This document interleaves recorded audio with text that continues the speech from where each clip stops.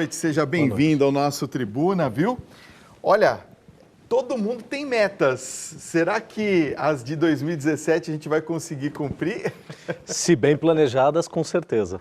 Às vezes a gente faz muito planejamento, mas não consegue executar, não é? Por que as pessoas fazem tantos planejamentos e muitas vezes não conseguem alcançar os seus objetivos? A grande verdade, Fábio, é que o brasileiro ele não tem a cultura de planejamento. E quando faz esse planejamento, não faz da forma como deveria ser feita, né? Independente de você estar trabalhando uma meta, seja ela de ordem profissional, ou seja uma meta de ordem pessoal, existe um processo que você deve seguir para que você tenha uma meta muito clara. A gente observa, a gente que trabalha com pessoas sempre estabelecendo objetivos e com organizações dessa maneira, até por conta da metodologia de coaching, a gente observa que as pessoas têm um forte hábito em dizer o que elas não querem, ao invés de dizer o que elas querem, muitas vezes. Então as pessoas, para ser um pouco mais didático nessa informação, as pessoas têm um hábito de dizer aquilo que elas querem se afastar, né? Aquilo que elas não querem mais. E uma dificuldade em dizer aquilo que elas querem. Por exemplo, um exemplo, o sujeito quer emagrecer, ele diz eu não quero mais ser gordo.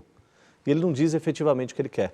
Então, o grande erro já começa aí, né? Quando eu falo de uma meta, ela tem que ter um enunciado positivo, ou seja, eu preciso dar informações para o meu sistema, para o meu cérebro, daquilo que eu quero. Nós temos, por prática, por uma questão humana e comportamental, nós temos e sofremos estímulos visuais, a gente é movido por estímulos visuais, a gente projeta a imagem daquilo que a gente quer e vai em busca daquilo. Normalmente a gente mentaliza, esse é um processo. Esse primeiro passo significa enunciar a tua meta de uma forma positiva.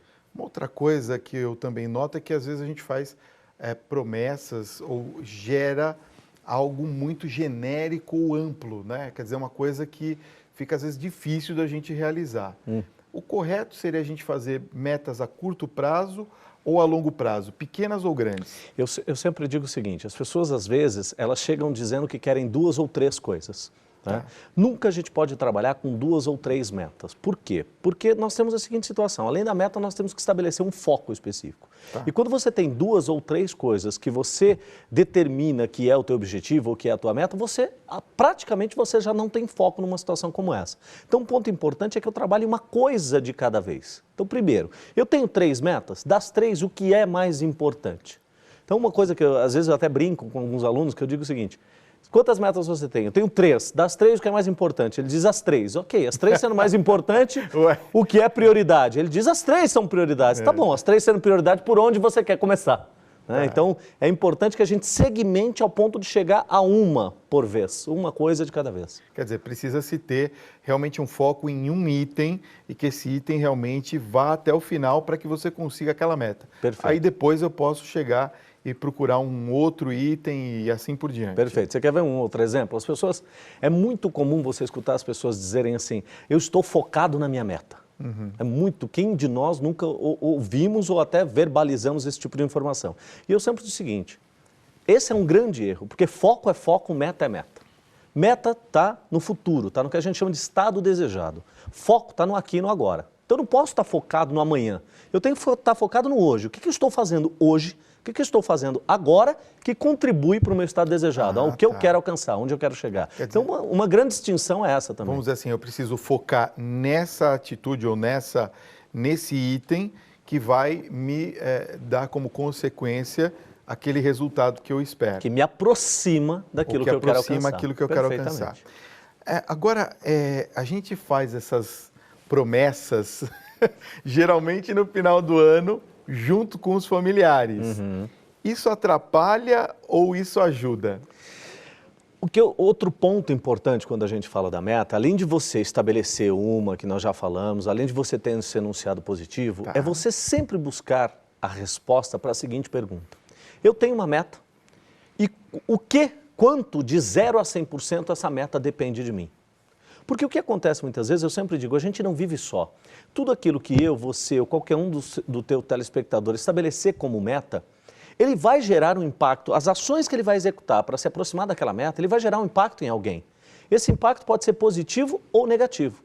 É importante que ele saiba de quem mais depende aquela meta dele, porque se ele gera um impacto em alguém, ele pode se antecipar a esse impacto e fazer com que muitas vezes aquela pessoa que muitas vezes poderia ser contra ou adotar algumas ações que o impedisse de alcançar a meta, ele acaba trazendo essa pessoa como um apoio para o alcance de objetivo. Isso é muito comum quando nós estamos trabalhando metas de casais, né? O marido estabelece uma meta e a esposa simplesmente não sabe. Por uma falha de comunicação, o quanto depende de um e o quanto depende do outro. Muitas vezes você consegue um aliado que te apoia no alcance da sua meta. Então, ter esse estabelecimento de meta com familiares é importante, sim, desde que essa meta esteja clara para todos os envolvidos nessa meta. Quando ela não está clara para essas outras pessoas, aí certamente você vai ter um grande desafio no percurso aí até alcançar da tua meta. Até por conta da proximidade familiar, isso também gera certos conflitos no relacionamento, etc. Perfeitamente. É aquilo que a gente comentou. Você vai gerar um impacto em alguém. A gente só precisa saber se esse impacto é positivo e negativo e como é que eu lido com essas situações.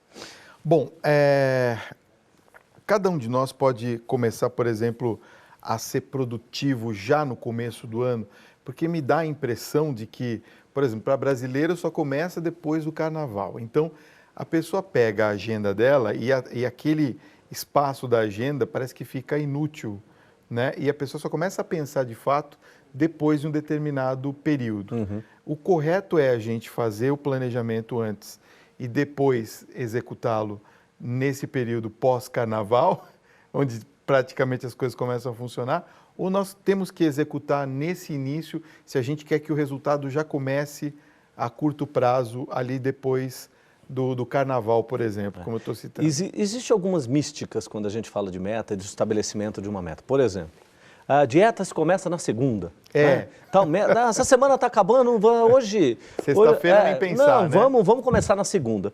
Não tem hora para isso, né? É a hora que você quer começar.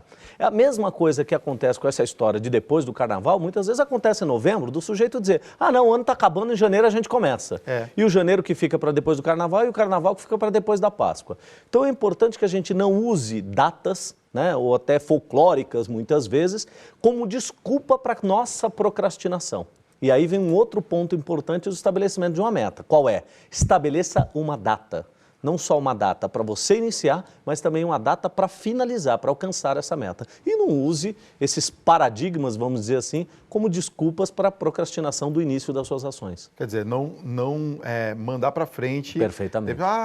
Olha, deixa que depois eu vou resolver isso aqui, né? Tem pessoas que fazem isso mesmo, né?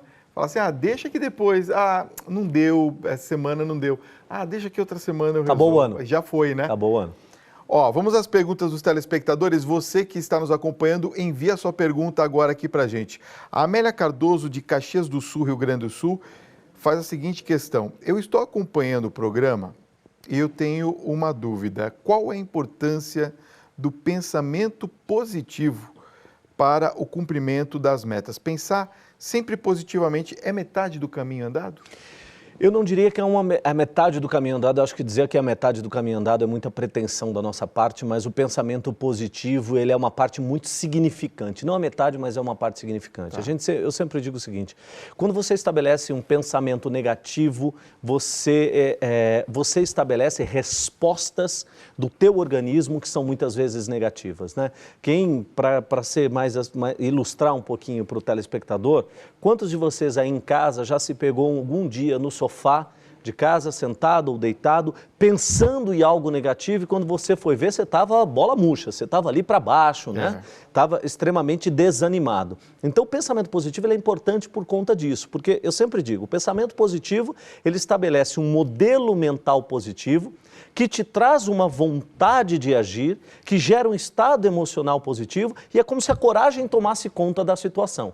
E o contrário também acontece quando eu estabeleço um pensamento negativo. Estabeleço um pensamento negativo, o desânimo toma conta da situação, eu começo a ter medo e ter receio de ações. Então, sim, é aquela história, aquele velho ditado, nós somos fruto daquilo que pensamos. Se você estabelece um pensamento positivo, o cuidado que a gente tem que ter com esse pensamento positivo, e muitas pessoas se equivocam muitas vezes pensando sobre pensamento positivo, é que é o seguinte, o pensamento positivo fundamentado em evidências que mostram uma realidade.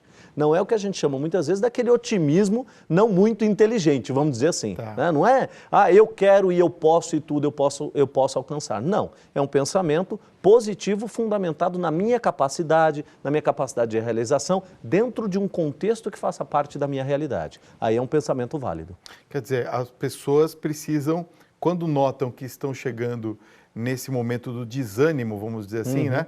Elas têm que mudar já de cara o seu pensamento. Perfeitamente. Porque às vezes as pessoas realmente fazem isso. Prepara aquele currículo impressionante, fala, agora eu vou conseguir o emprego que eu quero. Só que ela começa, vai em 2, 3, 4 lugares, aí ela percebe, sei lá, não sei, não está dando muito certo.